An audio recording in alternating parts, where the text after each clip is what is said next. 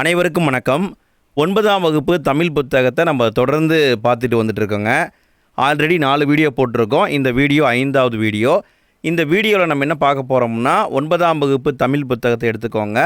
அதில் முதல் இயல் பகுதியில் அளபடை அப்படிங்கிற தலைப்பில் இலக்கணம் கொடுத்துருப்பாங்க. இந்த இலக்கணத்தையும் இதுக்கு பின்னாடி முதல் இயலுக்கு பின்னாடி இருக்கும் இல்லைங்களா, மொழித்திறன் பயிற்சின்னு இருக்கும் இல்லையா, அதையும் நம்ம சேர்த்து பார்க்க போகிறோம். லைன் பை லைன் கொஷினாக நான் கொண்டு வந்திருக்கேன். மொத்தம் 25 கேள்வி இருக்குது. ஸோ வீடியோவை முழுமையாக பார்த்து பயன்படுத்திக்குவாங்க. நம்ம போடுற வீடியோக்கள் எல்லாமே லைன் பை லைன் கொஷினாக எடுத்து போடுறது தான். ஸோ புத்தகம் இல்லாத நண்பர்கள் நம்முடைய வீடியோவை பார்த்தாவே போதும், மனசில் அப்படியே பதிஞ்சிரும். சரி, நம்ம இன்றைய வீடியோக்குள்ளே போகலாம். ஃபஸ்ட்டு கேள்வியை பாருங்கள். சார்பெழுத்துக்கள் எத்தனை வகைப்படும்னு கேட்டிருக்காங்க. சார்பெழுத்துக்கள் 10 வகைப்படும். சார்பெழுத்துக்கள் 10 வகைப்படும். அடுத்த வினா பாருங்கள். சரியான கூற்றை கண்டறிக. செய்யுளில் மொழிக்கு முதலிலும் இடையிலும் இறுதியிலும் நிற்கிற உயிர் நெட்டெழுத்துக்கள் தத்தம் அளவில் நீண்டு ஒலிக்கும் பொழுது அதனை குறிக்க நெட்டெழுத்துக்களின் இனமான குற்றெழுத்துக்கள் அவற்றின் பின்னால் வரும். இவ்வாறு வருவது உயிரளபடை எனப்படும். இதுக்கான விடைன்னு பார்த்தீங்கன்னா இரண்டுமே சரிதாங்க. நல்லா கவனிங்க ஃப்ரெண்ட்ஸ். இங்கே மொழின்னு கொடுத்துருக்காங்க இல்லையா, மொழி அப்படின்னாலும் சொல் அப்படிங்கிற பொருள் இருக்குது. சரிங்களா? சொல், வார்த்தை, மொழி எல்லாமே ஒன்று தான். ஒரு சொல் எடுத்துக்கோங்க. அந்த சொல்லுக்கு முன்னாடியும் இடையிலும் இறுதியிலும் உயிர் நெட்டெழுத்துக்கள் வரும் பொழுது சில இடங்களில் அது நீட்டி ஒலிக்கும். அதை குறிப்பிட அதுக்கு இனமான குற்றெழுத்துக்களை பயன்படுத்துவாங்க. நல்லா கவனிங்க. நெட்டெழுத்துக்கு இனம் என்னங்க? இனம் குற்றெழுத்துக்கள். இதை பயன்படுத்துவாங்க. இப்படி பயன்படுத்துகிறது தான் உயிரளபடைன்னு சொல்கிறாங்க. இங்கே விடைன்னு பார்த்தீங்கன்னா கூற்று இரண்டும் சரி என்பதுதான் ஆன்சர். அடுத்த வினா பாருங்கள். உயிரளபடை எத்தனை வகைப்படும் கேட்குறாங்க.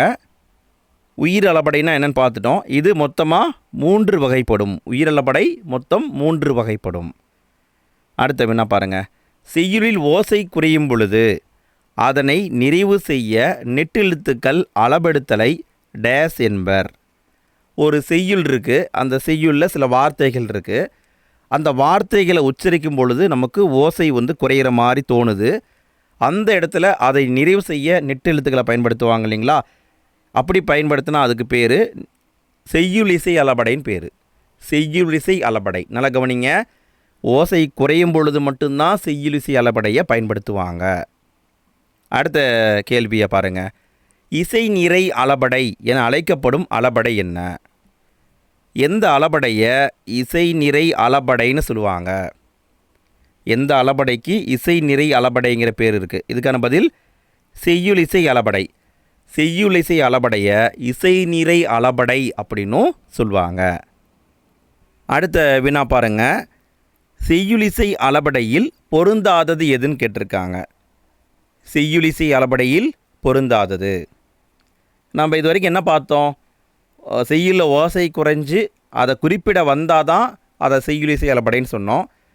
அப்போ இங்கே பாருங்கள். இது நெடில், இங்கே குறில் மாதிரி பயன்படுத்துவாங்க. இது நெடில், குறியில் பயன்படுத்துகிறாங்க. நெடில், குறியில் பயன்படுத்துகிறாங்க. ஆனால் இங்கே பாருங்கள், ஈ அப்படிங்கிறது வந்திருக்கு. ஈ அப்படிங்கிறது வந்தாவே அது வேறு அளபடை. நோட் பண்ணிக்கோங்க. ஈ அப்படின்னு வந்தாவே அது வேறு ஒரு அளபடை. அது என்னங்கிறத நம்ம பின்னாடி பார்க்கலாம். ஸோ இதான் பொருந்தாது. அடுத்த வினா பாருங்கள். செய்யுளில் ஓசை குறையாத இடத்திலும், இங்கே என்ன நடக்குது? செய்யுளில் ஓசை குறையாத இடத்திலும் இனிய ஓசைக்காக கொஞ்சம் அழகுபடுத்தி சொல்கிறதுக்காக குறில் நெடிலாகி அளபெடுப்பது டேஸ் ஆகும். செய்யுளில் ஓசை குறையிலைங்க, ஆனால் இனிய ஓசையை நம்ம கொடுக்கணுங்கிறதுக்காக குறில் நெடிலாக மாறி அளபெடுக்கும். அதற்கு பெயர் இன்னிசை அளபடை. இன்னிசை அளபடை. அடுத்த வினா பாருங்கள். செய்யுளில் ஒரு பெயர் சொல் எச்ச சொல்லாக திரிந்து அளபெடுப்பது டேஸ் ஆகும். ஒரு பெயர் சொல் இருக்குதுங்க. அந்த பெயர் சொல் எச்ச சொல்லாக மாறி அளபெடுத்தால் அதுக்கு என்ன பேருன்னு கேட்குறாங்க. இதுக்கான பதில் சொல்லிசை அளபடை. சொல்லிசை அளபடை. இப்போ உங்களுக்கு புரியுதுங்களா? அதாவது ஓசை குறைந்தால் அதை செய்யுளிசை அளபடை சொல்கிறாங்க. அதுக்கு இன்னொரு பேர் இருக்குது. என்ன பேர்? இசை நிறை அளபடைனுங்கிற பேரும் இருக்குது. இனிய ஓசைக்காக நம்ம கொஞ்சம் மாற்றி சொன்னோம்னா அதை இன்னிசை அளபடைன்னு சொல்கிறாங்க. பெயர் சொல் எச்ச சொல்லாக மாறி வந்தால் அதை வந்து சொல்லிசை அளபடைன்னு சொல்கிறாங்க. அடுத்த வினா பாருங்கள், விருப்பம் என்ற பொருள் தரும் சொல் என்ன? விருப்பம் என்ற பொருள் தரும் சொல் என்னன்னு கேட்டிருக்காங்க. நசை அப்படின்னா விருப்பம்ங்கிற அர்த்தம் இருக்குதுங்க. நசைனா விருப்பம். அப்போ ஃப்ரெண்ட்ஸ், நான் உங்ககிட்ட சில கேள்விகளை கேட்குறேன். இங்கே இருக்கு இல்லைங்களா, இந்த ஆலினா என்ன, அவள்னா என்ன, மிசைனா என்ன, இதுக்கான பதிலை நீங்கள் மறக்காமல் கமெண்ட்டில் பதிவிடுங்க. இதையும் தேர்வில் கேட்டிருக்காங்க, இனியும் கேட்க வாய்ப்பு இருக்குது. ஸோ இதுக்கான பொருள் என்னங்கிறத கமெண்ட்டில் பதிவிடுங்க. சரி, அடுத்த கேள்வியை பாருங்கள். சொல்லிசை அளபடை எதுன்னு கேட்டிருக்காங்க.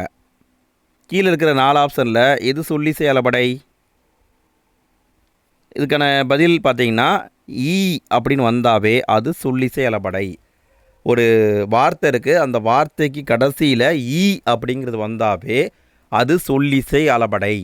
நல்லா ஞாபகம் பண்ணிக்கோங்க, ஈங்கிறது வந்தாவே அது சொல்லிசை அளபடை. அடுத்த வினா பாருங்கள். ஒற்றளபடையில் எத்தனை மெய் எழுத்துக்கள் அளபெடுக்கும்? ஒற்றளபடையில் மெய் எழுத்துக்களும் ஆயுத எழுத்துக்களும் வரும். மெய் எழுத்துக்களும் வரும், ஆயுத எழுத்துக்களும் வரும். எத்தனை மெய் எழுத்துக்கள் வரும் அப்படின்னா 10 மெய் எழுத்துக்கள் வரும். 10 தான் வரும். மெய் எழுத்துக்கள் மொத்தம் எத்தனைங்க? மொத்தம் 18 எழுத்து. மெயினா என்ன? புள்ளி வச்ச எழுத்து. புள்ளி வச்ச எழுத்து மொத்தம் 18 இருக்குது. அதில் 10 எழுத்து மட்டும்தான் ஒற்றளபடையில் வரும், மீதி 8 வராது. அடுத்த வினா பாருங்கள். ஒற்றளபடையில் வராத மெய் எழுத்து என்னன்னு கேட்டிருக்காங்க. 10 எழுத்து வரும்னு பார்த்தோமா? அப்போ என்னென்ன வரும்? இந்த வரிசை வரும், இந்த வரிசை வரும், இந்த வரிசை வரும். இந்த 10மே வரும். இது வராதுங்க. இக்கு, இச்சு, இத்து இதெல்லாமே வராது. மேலே சொன்ன 10 மட்டும்தான் வரும். அடுத்து நம்ம பார்க்க போகிறது மொழித்திறன் பயிற்சி, திறன் அறிவோம். இதை நம்ம பார்க்கலாம். சரி, கேள்வியை பாருங்கள். திணை, பால், எண் ஆகியவற்றை உணர்த்தும் பால் காட்டும் விகுதிகள் இல்லாத திராவிட மொழி என்னன்னு கேட்டிருக்காங்க. இது நம்ம ஃபஸ்ட்டு வீடியோவில் பார்த்தோம். இதுக்கான பதில் மலையாளம் என்பது சரி. திணை, பால், எண், இடம் ஆகியவற்றை உணர்த்தும் பால் காட்டும் விகுதி இல்லாத திராவிட மொழினா அது மலையாளம் மட்டும்தான்.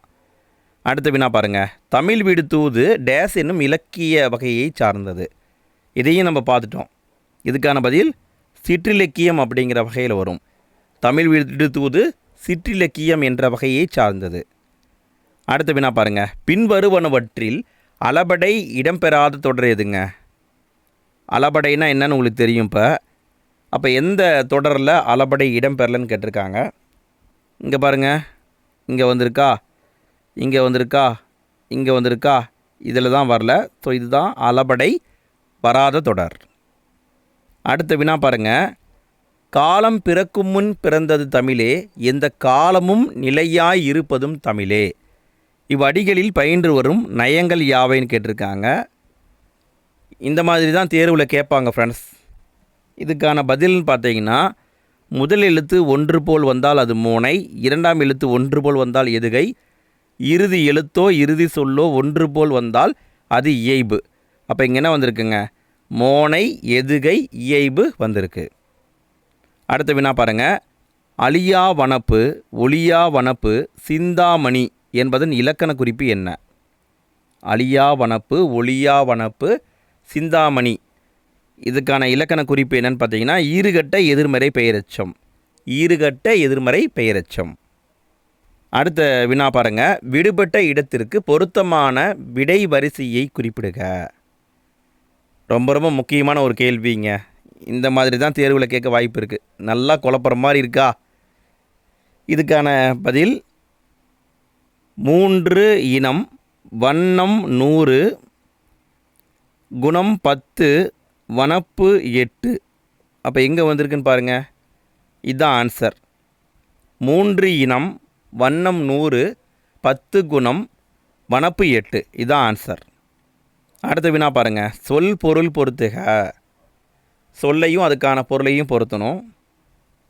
இதுக்கான பதில் நயபாமை என்றால் விரும்பாமை, கிளத்தல்னா சொல்லுதல் பேசுதல், கேள்பு அப்படின்னா நன்மை, புரிசை என்றால் மதில். அடுத்த வினா பாருங்கள். கலைச்சொல் அறிவோம். கலைச்சொற்களை சரியாக பொறுத்து சொல்லியிருக்காங்க.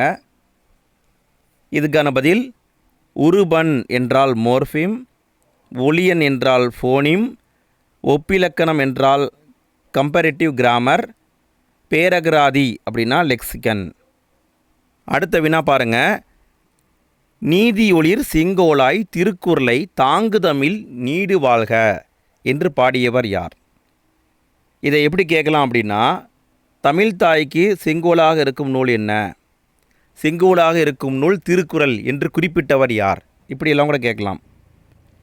இதுக்கான பதில் அப்படின்னு பார்த்தீங்கன்னா கவியோகி சுத்தானந்த பாரதியார். கவியோகி சுத்தானந்த பாரதியார். அடுத்த வினா பாருங்கள். மொழிபெயர்ப்புகளை பொறுத்துக. மொழிபெயர்ப்புகளை பொறுத்துக. இதுக்கான பதில் லிங்குவிஸ்டிக்ஸ்னா மொழியியல், போனிட்டிக்ஸ்னா ஒளியியல், பைலாலஜிஸ்ட்னா மொழி ஆய்வறிஞர், போலிகாட்னா பன்மொழி அறிஞர், போனோலஜிஸ்ட்னா ஒளியியல் ஆய்வறிஞர். இதை நல்லா பார்த்துக்கோங்க ஃப்ரெண்ட்ஸ், கேட்க வாய்ப்பு அதிகமாக இருக்குது. அடுத்த வினா பாருங்கள். தவறான பழமொழியை கண்டறிக. பழமொழியில் எது தவறு அப்படின்னு கேட்டிருக்காங்க. பழமொழி அப்படிங்கிறதும் சிலபஸில் இருக்குதுங்க. இதுக்கான பதில் இளமையில் கல்வி, முதுமையில் இன்பம் என்பது சரி, கரெக்டு. சித்திரமும் கைப்பழக்கம், செந்தமிழும் நாப்பழக்கம் என்பதும் சரிதான். கற்றோருக்கு சென்ற இடமெல்லாம் சிறப்பு என்பதும் சரிதான். கல்லாடம் படித்தவரோடு பகை கொள்ளாதே என்பது தவறு. கல்லாடம் படித்தவரோடு சொல்லாடாதே அப்படின்னு வருங்க, சரிங்களா? கல்லாடம் படித்தவரோடு சொல்லாடாதே என்பது தான் கரெக்டு. அடுத்த வினா பாருங்க. விறகு நான் வன்தமிழே உன்னருள் வைத்த பின் நான் வீணையாய் போனேன், சிறகு நான் சின்னதாய் கொண்டதொரு சிற்றீசல் செந்தமிழே நின்னால் விமானமானேன் நான் என்றவர் யார்? இந்த பாட்டு வரிய பாடினவர் யாருன்னு கேட்டிருக்காங்க. இதுக்கான பதில் கவிஞர் வாலி என்பது சரி. கவிஞர் வாலி. அடுத்த வினா பாருங்கள். மொழிபெயர்ப்பும் ஒளிபெயர்ப்பும் என்ற நூலை எழுதியவர் யார்? மொழிபெயர்ப்பும் ஒளிபெயர்ப்பும் என்ற நூலை எழுதியவர் மனவை முஸ்தபா. மனவை முஸ்தபா.